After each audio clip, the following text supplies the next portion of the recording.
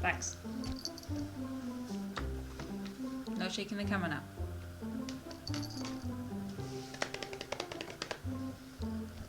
That's the camera. No, that's drool. No drool on camera. Come on. No, don't drool on the camera. Oh my god, Ivy! Right now I have Jake into the bus. I'm covered in cat hair. Hi everyone and welcome back to my channel. I'm sorry it's been a while and there's been a very good reason why it's been a while. A lot's happened, mostly COVID-19, and it's been hell. You back again? Back again? Yeah. She wants feeding. So as you probably saw from the title of this video, I'm getting a bird! And I'm so happy! I can't wait. I really can't wait. Oh, I am so excited and so enthusiastic about getting this bird, and I still got a lot of things going on. This is actually going to be a mini video series. You might have noticed I have changed my channel's name from BSL Ash to Ash Learns, just because for now this channel is going to be based around me learning about different things, including BSL, including learning about how to own a bird. But basically I've hit a bit of a brick wall with my BSL, and essentially I've learned a lot from YouTube. I've learned a lot of signs, I've learned a lot of things, and I've learned a couple of songs in BSL, which has been great. But I've hit a brick wall in the fact that if I want to progress and I want to get better and I actually want to learn properly, I need to take up classes. With COVID-19 the way it is at the moment, that isn't going to happen because there are a handful of online classes available, but because of where the company is located, if I wanted to take those online classes, I would probably need to do my test in London. That's way too far away, so I'm just going to wait till COVID is over, hopefully, eventually, at some point. Wait till it's over and then probably take some classes next year. That seems a bit more sensible to me, and then that also gives me a year to practice, get better, and also learn a few more signs as well. The other thing I'm learning, as you all know, is Japanese. I've been learning Japanese for a very long time, and unlike everyone else, or unlike a lot of people in COVID, I have been working the whole time, so I've not been able to practice as much. But I do want to learn properly, so I have actually got myself a Japanese teacher, and I am learning from Japanese off her starting this week, so I'm really excited about that, and hopefully I'll be getting better in Japanese soon, and so I will actually possibly start a third channel talking in Japanese, purely in Japanese. I want to get a bit better before I start doing that. But anyway, enough about that. I actually want to talk about me getting a bird, because that's the most exciting thing in the world for me right now.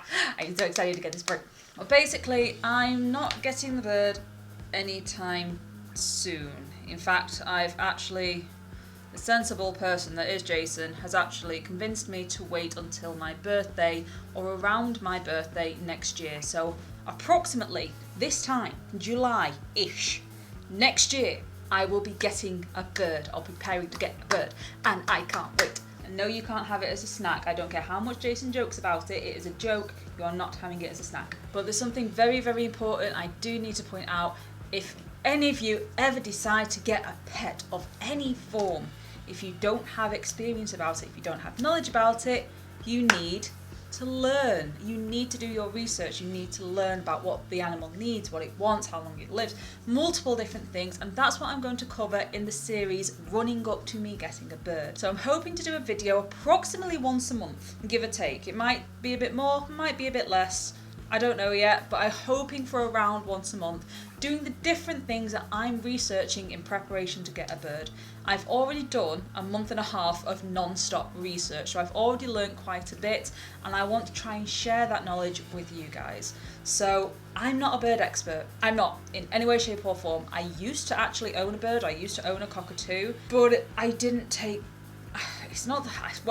knowing what I know now, I didn't take very good care of it, but it also had a lot of hormonal issues. It had a lot of aggression issues towards my sister. The parrot was extremely well bonded to me. It loved me from the second it met me. We had a really strong, really great bond instantaneously. I could go anywhere with this parrot. I could take it outside on walks and it would stay with me. It was fully flighted, I never clipped it. And so he always had the opportunity to fly off, never did. He always stayed with me because he was so closely attached and bonded to me. What I didn't know then, which I now know now, which is something I'll cover in a later video, he had severe aggression issues towards my sister, and because of that, my mother or my family forced me to rehome him for my sister's safety, which I used to joke quite a lot that the parrot had good taste and personality, but that didn't go down well with the family. So yeah, so I was actually heartbroken, and I have wanted a bird ever since, but a lot of things have got in the way and a lot of things have gone wrong. Either way, it's never been the right time. But now, I really, really want a bird. I've been absolutely desperate for an animal companion for a really, really long time.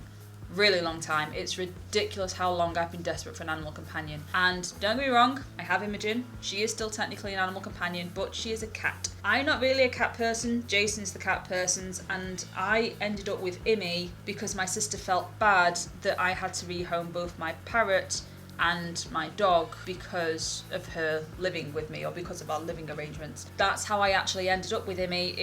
Immy, come here. The reason I ended up with Immy here, she's actually a rescue cat. I got her from Cats Protection. And the reason I ended up with her is because when I did have to rehome my parrot, not long later, because of a similar situation, I ended up having to rehome my dog. The dog was actually more of a protective thing because my sister's dog didn't get on with that dog. It's a long story, I'm not going to get into it. Either way, I had to rehome 2 pets because of a situation of living with my sister. She felt really bad about that, so she suggested we go to Cats Protection and get a cat. And I've never been a cat person. I love cats, but I've never really been a cat person. But I agreed to it, and I ended up rescuing this one from Cats Protection. Now, 11 years ago. I've had you for 11 years. It's a really long time. You don't care, you just want to get down. Go on then. But the thing is though, I have had her for 11 years, and cats are very much like teenagers in the sense that they are highly independent and they only really want you for cuddles and food, which is great, but it's on their terms, which is the same for any animal. This is going the wrong way. A cat is like a teenager. It spends time with you when it wants to, it gets lost from you when it wants to. It can survive on its own overnight, it can do whatever it wants. It's a great cat for people with it's a great pet for people with busy lives, people with this, that and the other. I want a companion pet. I want a pet that wants to be with me, wants to interact with me, wants to have fun with me. Not necessarily all the time, because every creature and person needs their independence, but you get what I mean. I need something like a dog, which is like a companion, but at the same time, Jason is actually slightly scared of dogs. Not completely, but he is slightly scared of dogs because one did attack him when he was younger. But Jason's slightly scared of dogs, he's not keen on them. We don't really have the time or the energy for a dog, which before anyone says anything, yes, I understand completely how much time and affection parrots need, but it is a different kind of love and affection and attention and all sorts than a dog needs. Go with me on this one. We've tried it with the dog. We had Jag, and Jag was even a working dog. It didn't work out because we couldn't commit to him. However, with a parrot, it is possible with my current lifestyle in order to make that commitment. But again, that's something that I'm going to go through in a different video. This is basically a video just to say, I'm getting a bird! And I can't wait. And I am going to be doing a video series on the run-up of getting a bird, the things I have learned, the things I am researching in order to get this bird, to make sure I have as much knowledge as I physically possibly can. One of the reasons I'm actually doing as much research as I am is actually one of the things I saw today, which I was really heartbroken with. One of the things I have learned is that one of the things I learned is that parrots are the 3rd most popular pet in the world. Dogs and cats obviously being 1 and 2. Don't really know in which order, but 1 and 2, parrots being number 3. But they are also the most rehomed because people don't know how to look after them properly. And I want to make sure I'm not going to be one of those people. Hence why I'm doing this video series teaching you or telling you guys what I have learned and what I highly recommend other people learn before getting any pet, but what I'm learning before getting this bird and why it's taking so long in order to get it. I do apologise that it's a short chatty video, but I just wanted to say I'm getting a bird and I can't wait and I'm so excited. I am genuinely so giggly and I am looking forward to making more videos on the run up to the bird in anticipation of it. I hope you guys come along for the journey and hopefully learn something along the way. or if I have learned something wrong, please correct me. Thank you guys, and see you in the first video, or in the next video, which will be the first video of my bird learning series. Bye bye!